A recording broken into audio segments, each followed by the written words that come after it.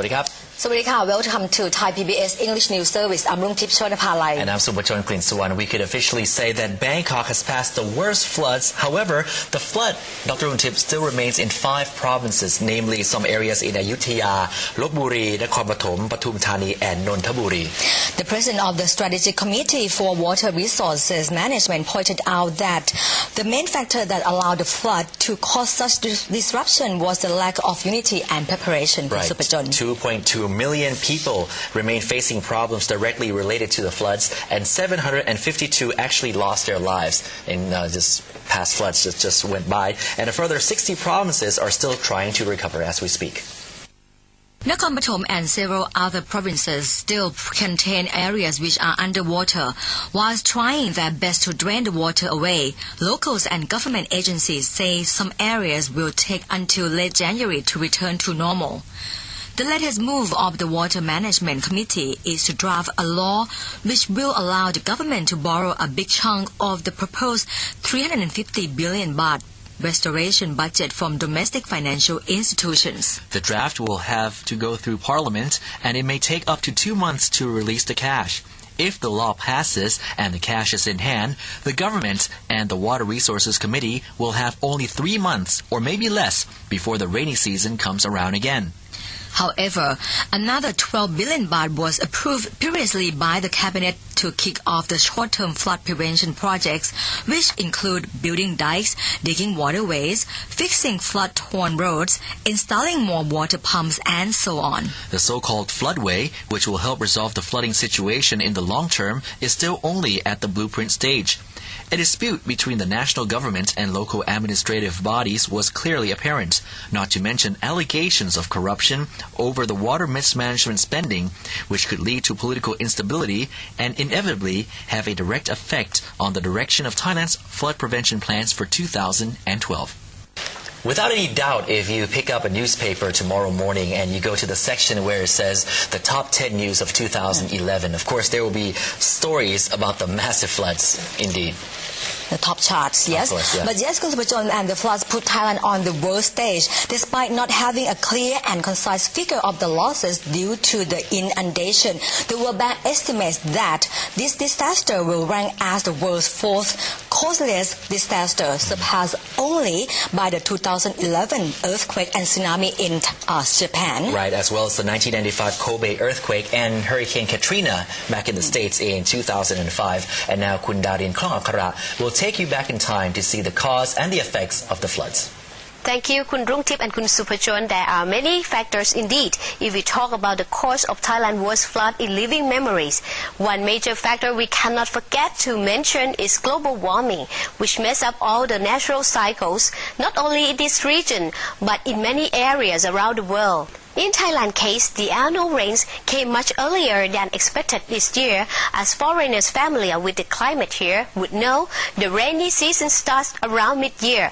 The average number of tropical storms in this region is around 31, but 2011 saw 38. But there were 5 which directly affected Thailand and led to massive flood. Haima in June, and also Northern in July, Naysat in September, and Hai Trang in October, and also Naugea in October. The continuous rain caused dams in the north and northeast, including some in the central region, to reach capacity. Floods occur in many areas, and when this water flows down and converges on the central plains together and creating a massive weight of water, ravaging Nakhon Sawan, Lopburi, Ayutthaya, Nonthaburi, Pathum Thani, and Bangkok, wreaking massive devastation in its path. By the beginning of October, most dams were already near to or over capacity. This meant an increase in their rates of discharge, potentially worsening downstream flooding. October 5th was the day the ancient capital city of Ayutthaya became entirely flooded, when the current tore through the dikes and sandbag barriers. Immediate evacuation caused chaos among locals. Historical sites and industrial parks were underwater. 5 days later, Nakhon Sawan, which is to the north of Ayutthaya, also became a water world, when the current of the Ping River cut through the barriers along the river banks. Many parts of Nakhon Sawan were underwater for more than 2 months. Downtown was submerged for more than 2 weeks before the water receded. Singapore and Lopburi provinces were underwater after massive amounts of water gushed through the Bang Som Sea Watergate on November the 4th. Bangkok came under serious threat by mid-October.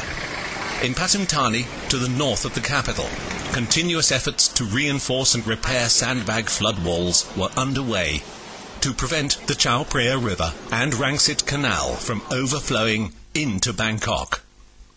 As flood barriers in Pathum Thani failed, more industrial estates as well as residential areas flooded. Several districts in northern and eastern Bangkok, as well as parts of surrounding Nonthaburi, Pathum Thani, Chachoengsao and Nakhon Pathom provinces became flooded as water was diverted from the Chao Phraya River to the Nakhon Nayok River and outlying canals to save the capital. A breach in a barrier protecting the Klong Prapha water supply canal early on October the 20th allowed floodwaters to enter the canal and rapidly flow down to Sam Sen in central Bangkok, overflowing and flooding several areas along the canal banks. Although the breach was controlled, the panic didn't stop. By the last week of October, Thammasat University and Don Mueang Airport, which were both evacuation centres and the latter being the headquarters of the Flood Relief Operations Centre, were abandoned due to the floods.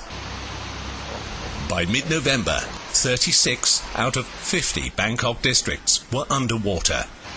And, despite the fact that the Bangkok Metropolitan Administration pronounced the capital flood-free